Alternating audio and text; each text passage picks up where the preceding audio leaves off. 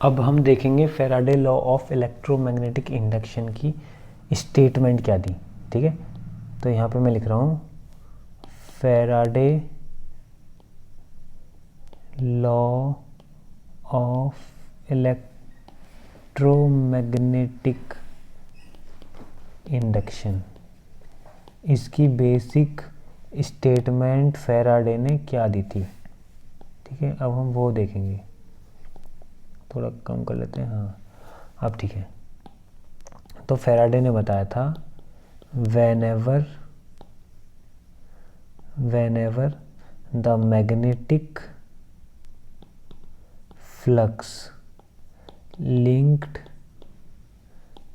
with the coil changes, whenever the magnetic flux linked with the coil changes, comma an EMF होता है electromotive force, an EMF will generate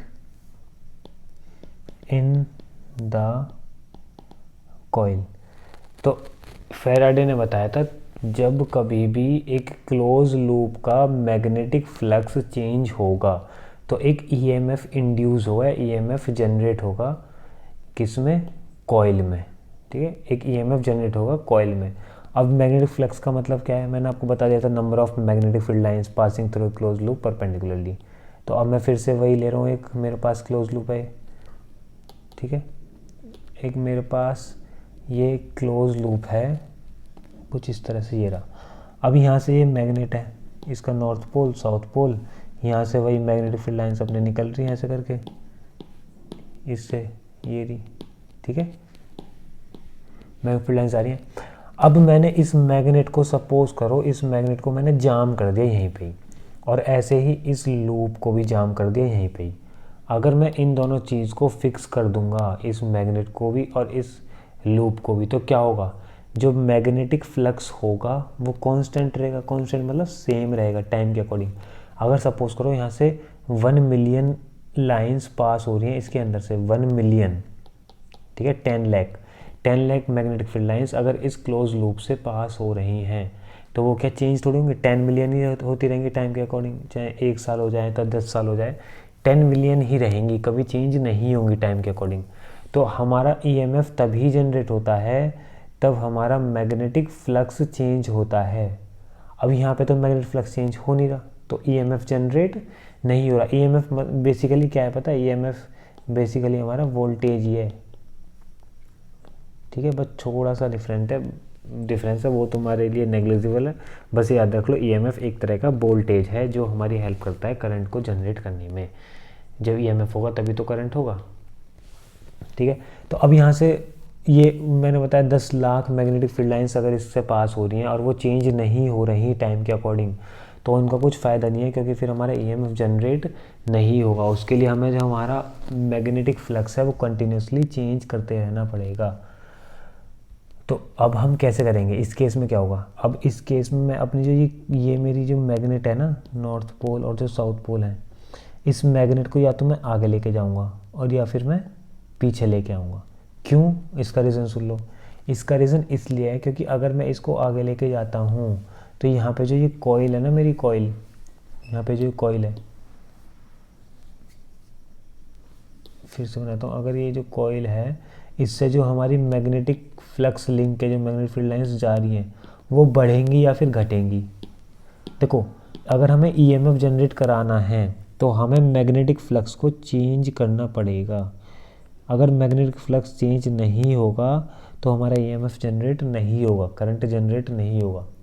तो उसके लिए हमें अपना magnetic flux को चेंज करते रहना पड़ेगा, और उसके लिए हम क्या कर रहे हैं, मैग्नेट को आगे लेके जा रहे हैं। अगर हम मैग्नेट को आगे लेके जाएंगे तो ये मैग्नेट जो है हमारे लूप के पास आएगी, और लूप के पास आएगी तो हमारा मैग्नेटिक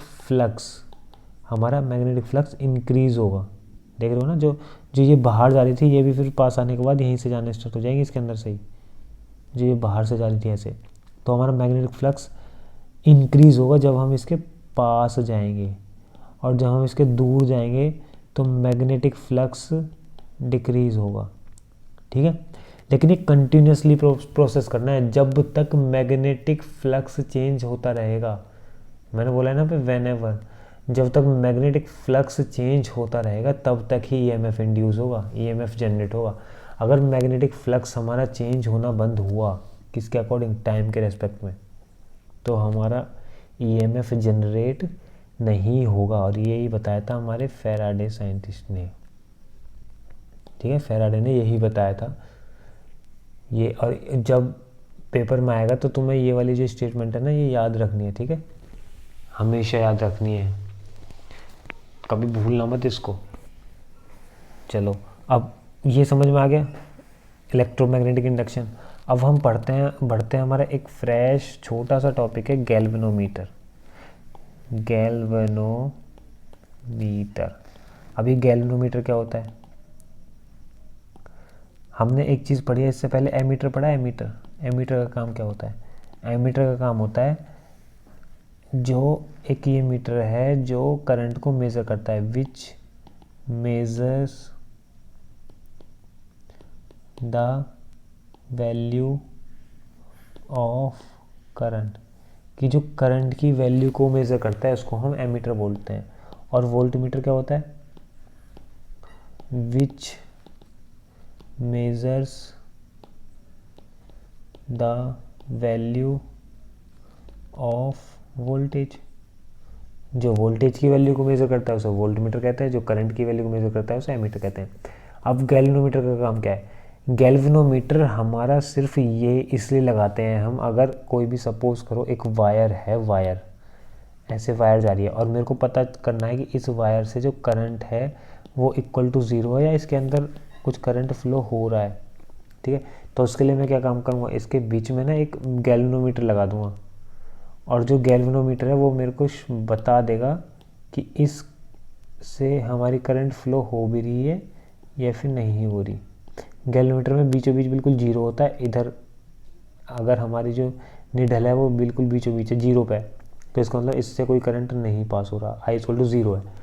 और अगर ये निडल या तो इधर हुई या फिर इधर हुई तो ये क्या बताएगा कि इसका मतलब हमारे इस वायर में करंट है। तो ये सिर्फ करंट को बताता है कि किसी वायर में करंट फ्लो कर रहा है या नहीं कर रहा है। और इसका जो लीस्ट काउंट होता है वो बहुत कम होता है। लीस्ट काउंट का मतलब होता है minimum value of any instrument. तो ये इसका लीस्ट काउंट बहुत कम है, ये बहुत, अगर जरा सी भी करंट फ्लो हो रही है ना, जरा सी भी वेरी स्मॉल करंट फ्लो हो रही है, तब भी ये बता देता है कि हाँ इस वाले वायर से भाई करंट फ्लो हो रही है, चाहे बहुत कम क्यों ना हो रही हो। तो ये बहुत सेंसिटिव कंपोनेंट है, सेंसिटिव, ये बहुत सेंसिटिव डिवाइस है, ये डिवाइस बहुत ज़्यादा सेंसिटिव है। तो इसलिए हमको इसको जब भी हम यूज़ करते हैं ना बहुत केयरफुली यूज़ करते हैं, क्योंकि इसमें ज़रा सा भी बॉडी का भी अगर पार्ट लग गया ना तो करंट डिफ्लेक्शन शो करने देता है, करने स्टार्ट होता है, ठीक है। तो जब भी हम परफॉर्म करते हैं ना इसको लैब में, फिजिक्स की लैब में, तो बहुत ज़्यादा सेंसिटिव है तो ध्यान रखना पड़ता है, ठीक है। इतना समझ में आ गया गैल्वेनोमीटर क्या होता है, एमीटर क्या होता है, वोल्टमीटर क्या होता है।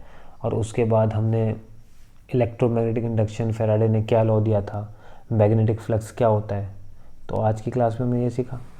अब हम इसके आगे हम कंटिन्यू करेंगे कल। इससे पहले फैराडे के लॉ से पहले वो आता है, वो सब कर लेना। मैं तुम्हें यहाँ पे लिख देता हूँ नीचे, राइट हैंड थंब रूल और फ्लेमिंग्स लेफ्ट हैंड रूल, ये बहुत ज़्यादा इम्पोर्टेंट है दोनों रूल। इसके ऊपर मैं अभी तुम्हें बता दूंगा, बाकी एक बार देख लेना अपनी बुक से, ठीक है।